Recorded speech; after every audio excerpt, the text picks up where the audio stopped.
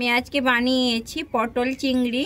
দেখতে থাকুন আমার রেসিপিটা আমি কিভাবে বানিয়েছি। অসাধারণ একটা রেসিপি, আপনারা এটা ভাত বা রুটির সঙ্গে পরিবেশন করে দিতে পারবেন। যদি আমার এই রেসিপিটা ভালো লেগে থাকে তাহলে আমার চ্যানেলে লাইক, শেয়ার, কমেন্ট ও সাবস্ক্রাইব করে দেওয়ার অনুরোধ রইল। নমস্কার বন্ধুরা, কুকিং অর্পিতাতে আপনাদের সবাইকে স্বাগত জানাই। আশা করি আপনারা সবাই ভালো আছেন। আমি আজকে বানাচ্ছি পটল চিংড়ি। আমার যদি এই রেসিপিটা ভালো লেগে থাকে তাহলে আমার চ্যানেল একটা সাবস্ক্রাইব ও একটা লাইক করে দেওয়ার অনুরোধ রইল। আমি নিয়ে নিয়েছি পটল আর আলু। আমি এবারে পটলটাকে প্রথমে ছাড়িয়ে নিচ্ছি।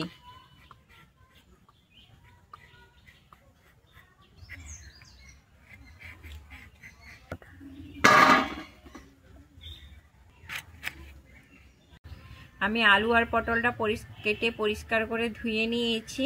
আমি দেখুন পটলটা কিন্তু এরকমভাবে ভাগ করে কেটেছি। একটা পটলকে আমি দুভাগ করেছি, এর থেকে কিন্তু ছোট করব না। আর আলুর সাইজটাও দেখুন এইভাবে একটু বড় বড় রেখেছি। আমি এই আলু আর পটলটার মধ্যে এবারে আমি লবণ মাখিয়ে নিচ্ছি।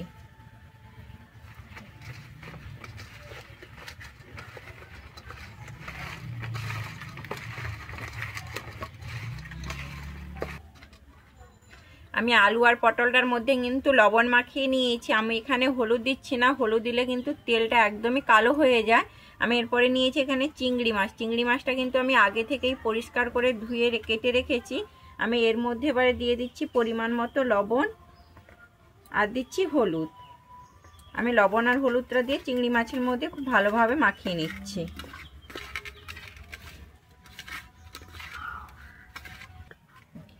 আমার চিংড়ি মাছে কিন্তু লবণ আর হলুদটা মাখানো হয়ে গেছে। আমি কিন্তু এটাকে রেখে দিচ্ছি 5 মিনিটের জন্য। দেওয়ার পর আমি কিন্তু এগুলো সবগুলোকেই কিন্তু এবারে ভেজে নেব। আমি এখানে পটল চিংড়ি বানানোর জন্য এখানে আমি মশলা নিয়েছি। এখানে নিয়েছি রসুন, নিয়েছি আদা, নিয়েছি আর নিয়েছি কাঁচা লঙ্কা। আমি কিন্তু এই তিনটাকে একসঙ্গে বেটে নেব। আর নিয়েছি আমি এখানে পোস্ত নিয়েছি আর নিয়েছি চালমগজ। আমি এই দুটোকে একসঙ্গে বেটে নিচ্ছি। আমি উনুনে কড়া বসিয়ে দিয়েছি। আমি কড়াইতে সর্ষের তেল দিয়ে দিয়েছি। আমি প্রথমে আলুগুলোকে ভেজে নেব।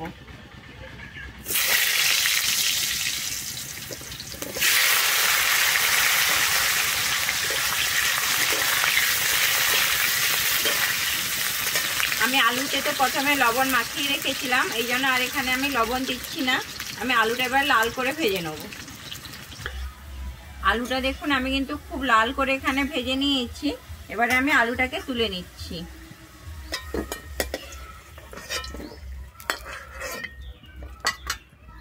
আমি ওই তেলের মধ্যে দিয়ে দিচ্ছি কেটে রাখা পটলটা।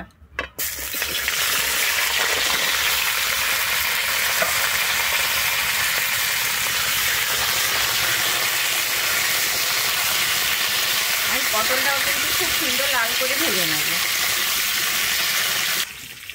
আমার পটলটা কিন্তু ভাজা হয়ে গেছে। আমি এতক্ষণ ভেজেছি যতক্ষণ না পটলটা কিন্তু নরম হয়ে আসে। আমি এবারে পটলটাকে তুলে নিচ্ছি।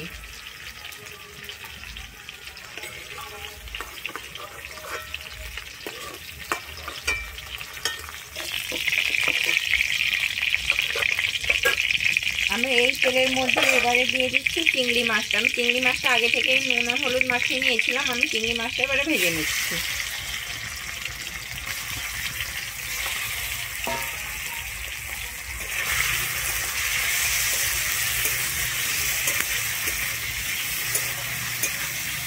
এখানে চিংড়ি মাছটাও লাল করে ভেজে নেব।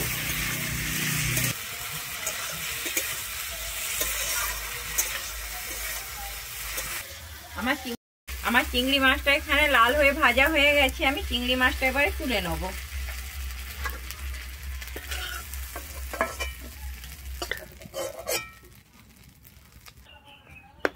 আমি কড়াইতে আবারও সর্ষের তেল দিয়ে দিয়েছি। আমার তেলটা গরম হয়ে গেছে। আমি প্রথমে দিচ্ছি এখানে চিনি।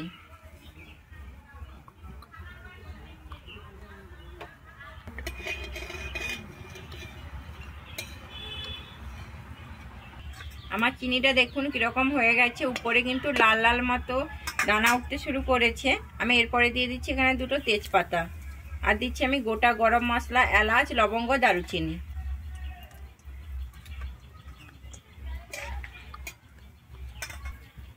আমার এই সবগুলো কিন্তু ভাজা হয়ে গেছে। এরপরে আমি দিচ্ছি এখানে কুচানো পেঁয়াজ।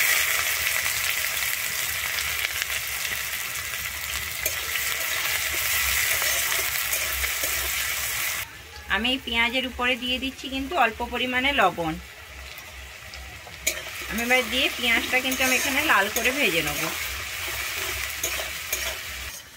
আমার পেঁয়াজটা কিন্তু খুব ভালোভাবে লাল হয়ে ভাজা হয়ে গেছে। আমি এরপরে দিয়ে দিচ্ছি এখানে আদা, কাঁচা লঙ্কা, রসুন বাটাটা। আমি কিন্তু খুব ভালোভাবে এখানে ভেজে নেব।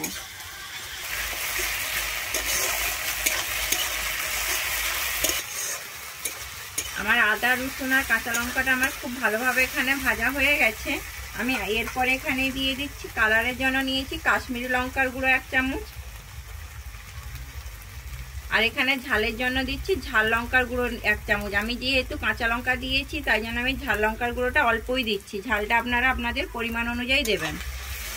দিয়ে আমি আবার একটু কষিয়ে নিচ্ছি।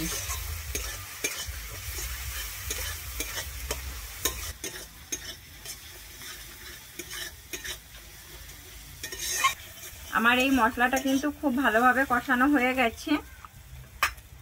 আমি এরপরে দিয়ে দিচ্ছি এখানে টমেটো। আমি এখানে কিন্তু 2টো টমেটো নিয়েছি, আমি কুচিয়ে নিয়েছি টমেটোটা দিয়ে দিচ্ছি। আমি টমেটোর উপরে দিয়ে দিচ্ছি এবারে হলুদ, যাতে টমেটোটা তাড়াতাড়ি গলে যায়। দিয়ে আমি কিন্তু এবার টমেটোটা যতক্ষণ না গলে ততক্ষণ কিন্তু আমি টমেটোটাকে ভাজতে থাকবো।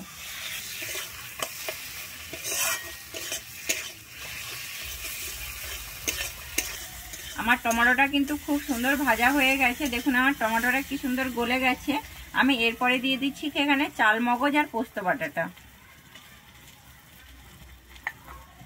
আমি চাল মগজ পোস্ত বাটাটা দিয়ে কিন্তু এখানে নাড়তে থাকবো, যেহেতু পোস্ত আছে তা না হলে তলায় লেগে যাবে।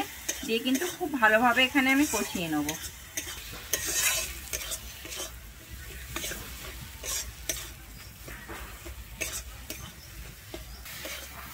আমার এই মশলাটা কিন্তু খুব ভালোভাবে কষানো হয়ে গেছে। আমি এরপরে এখানে আমি শিল ধুয়ে জল দিয়ে দিচ্ছি।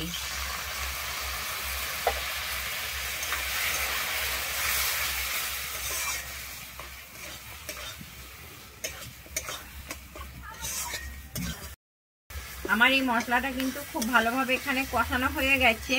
এরপরে আমি এখানে দিয়ে দিচ্ছি দই। আমি এখানে কিন্তু 1 চামচের মতো দই নিয়েছি। দইটা কিন্তু আমি আগে থেকেই ফেটিয়ে নিয়েছি। আমি দইটা দিয়ে কিন্তু খুব ভালোভাবে এখানে নেড়ে নেব।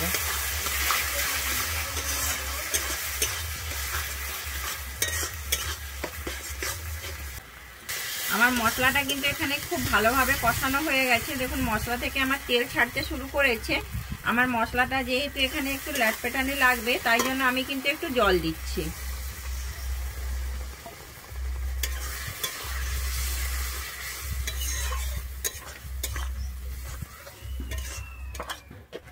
দেখুন আমার মশলাটা কিন্তু গ্রেভি টাইপের হয়ে গেছে। আমি এরপর এখানে দিয়ে দিচ্ছি ভেজে রাখা আলুটা। আমি আলুটা দিয়ে কিন্তু আমি 1 মিনিটের জন্য কষিয়ে নেব। আমি কিন্তু আলুটা দিয়ে কিন্তু এখানে 1 মিনিটের মতো কিন্তু এখানে কষিয়ে নিয়েছি। আমি এরপরে দিয়ে দিচ্ছি এখানে ভেজে রাখা পটলগুলো।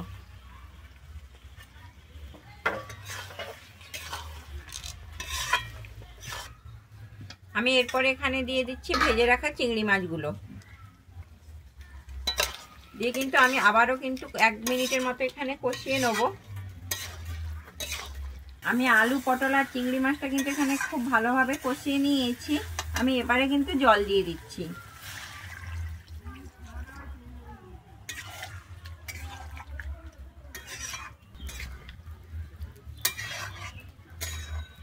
আমি জলটা কিন্তু দিয়ে দিয়েছি, জলটা আপনারা দেখে দেবেন।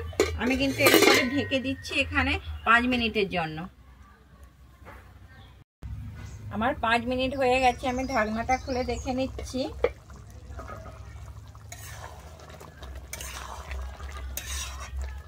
আমি যে জলটা দিয়েছিলাম জলটা কিন্তু খুব সুন্দর গ্রেভি হয়ে গেছে। আমার আলুটাও সেদ্ধ হয়ে গেছে। আমি এরপরে উপর থেকে এখানে দিয়ে দিচ্ছি গরম মশলা গুঁড়ো।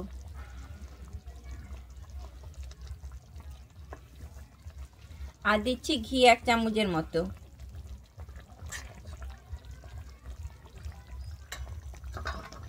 দিয়ে আমি আবারও ভালোভাবে মিশিয়ে নিচ্ছি।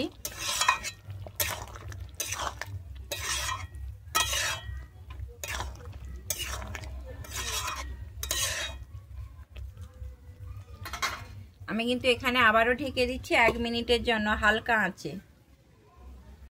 আমার 1 মিনিট হয়ে গেছে, আমি ঢাকনাটা খুলে দেখে নিচ্ছি। আমার একদম কিন্তু এখানে রেডি হয়ে গেছে পটল চিংড়ি। অসাধারণ একটা রেসিপি। যদি ভালো লেগে থাকে তাহলে আমার চ্যানেলে লাইক, শেয়ার, কমেন্ট ও সাবস্ক্রাইব করে দেওয়ার অনুরোধ রইল। আমি এবার এটাকে নামিয়ে নিচ্ছি।